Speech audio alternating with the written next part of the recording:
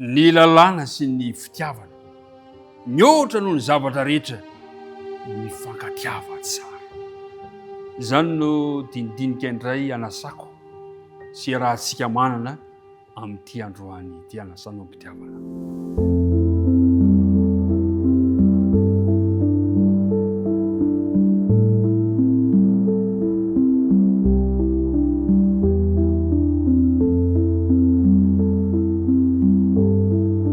Miaraba antsika rehetrarehetra indray amin'ny anaran'ny Tompo.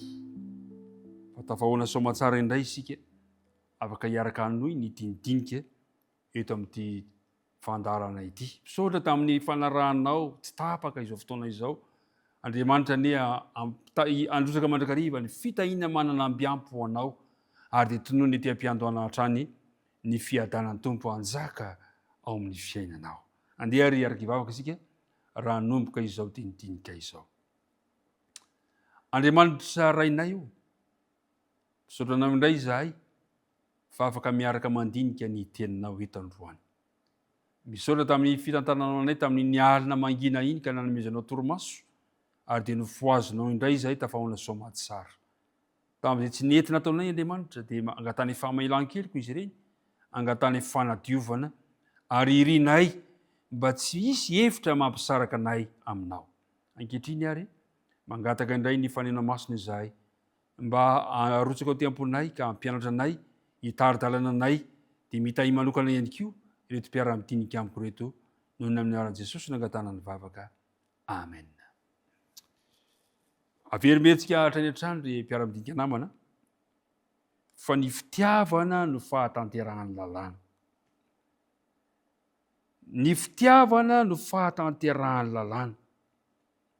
Ary ny fitiavana dia ilay Andriamanitra mihitsy ilay fitiavana. Raha ny fitiavana no fahatanterahany lalàna dia tsy voatandritsika amin'ny fahafenon'ny lalàn'Andriamanitra amin'ny fiezahana fotsiny tsy hanao ratsy. Ny lalàna fitiavana mihitsy no tsy mibaiko antsika tsy hanao ratsy fotsiny fa mampirisika antsika hanao tsara, hanao asa tsara izay maneho ny fitiavan'Andriamanitra amin'ny hafa. Averiko ny mandeha. Ny lalàna fitiavana dia tsy hoe mibaiko antsika tsy hanao ratsy fotsiny fa tena mandrisika antsika hanao asa tsara. Zao no voalaza ao amin'ny bokin'i Jakoba toko 2 ka ny 9:7. Zao no voalaza amin'ny bokin'i Jakoba toko 2 ka ny 9:7 manao hoe: fa raha mizaha tavan'olona kosa ianareo dia manota ka ho elohy ny lalàna ho mpanota. Raha mizaha tavan'olona mandrakariva dia hita amin'ny toetrantsika olombelona ny fizahan-tavan'olona. Aika izany lazain'ny soratra masina fa ny fizahan-tavan'olona dia ota eo anatrehan'Andriamanitra. Tena ny apôstôly Jakoba dia tena manana meloka mafy mihitsy ny fanaovana ny tsirariny eo amin'ny fiarahamonina. Izany hoe azo lazaina mihitsy hoe ka asongadiny amin'izany ny fanalabaraka ny malahelo sy ny fampahoriana izay atao amin'ireny mahantra ireny. Ary dia tarihina isika eo amin'ny lalàn'ny fitiavana namana. Tarihina isika mba hakatoy izany lalàna izany dia izao manao ny tsara. Zao no voalaza eo amin'ny 9:9 manao hoe: kanefa raha mankatoy ilay didy ambony indrindra ianareo araka ny soratra masina hoe tiavany namanao tahaka ny tenanao dia manao tsara ianareo.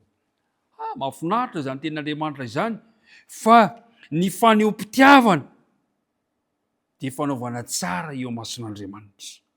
Hoy ity mpanoratra anankiray Ellen White no anarany. Ny fitiavana hoy izy, ny fitiavana ny olona no fisehoan'ny fitiavan'Andriamanitra eto an-tany. Ny ampitoetra io fitiavana io ny hanao antsika ho zanaky ny fifankatiavana fianakaviana iray no mahatonga ny mpanjaka ny voninahitra ho iray amintsika. Averiko ny mandeha le teny. Ny ampitoetra io fitiavana io ny hanao antsika ho zanaky ny fianakaviana iray no nahatonga ny mpanjaka ny voninahitra ho iray amintsika. Mahafinaritra izany teny izany. Ary zay no natonga ny Jesosy laza amin'ny Jaona 7:10, 2:12 manao hoe ary rehefa tanteraka ny teny nataony raha andeha hoe izao nididiko dia ny mba hifankatiavanareo tahaka ny tiavako anareo. Miantso antsika Andriamanitra mba haneho fifankatiavana eo amin'ny mpiarabelona amintsika isika. Rehefa tian'izao tontolo izao tahaka ny tiavany azy isika, amin'izay dia tanteraka ho antsika ny asana andrana azy. Vonina ho any an-danitra isika satria manana ny lanitra ao am-pontsika. Re mpiara-midinika namana, mihoatra noho ny zavatra rehetra mifankatiava tsara. Raha tia izao tontolo izao tahaka ny tiavan'i Kristy azy isika dia vonina ho any an-danitra. Ary rehefa tia izao tontolo izao tahaka ny tiavana Kristy azy isika dia maneho mazava fa tena mpanaradia azy tokoa. Isika hoy ny teny Jesosy ao amin'ny filazantsarany Jaona 7:10. Filazantsarany Jaona 7:10 ka ny 7:30 zao no voalazany Jesosy.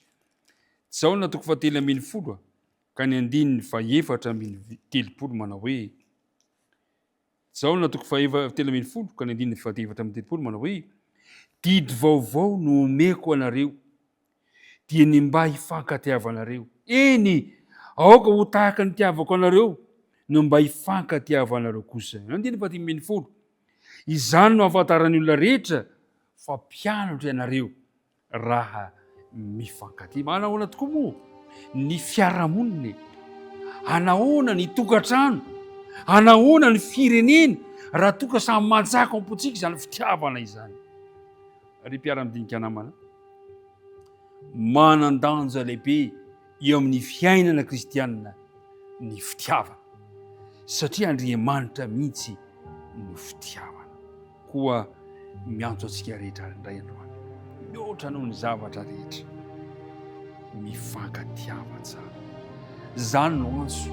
Ary Petera dia nanao antso antsika amin'ny Petera 1:1 ka 9 manao hoe ary mihoatra noho ny zavatra rehetra mifankatiava tsara fa ny fitiavana manarona fahotana maro.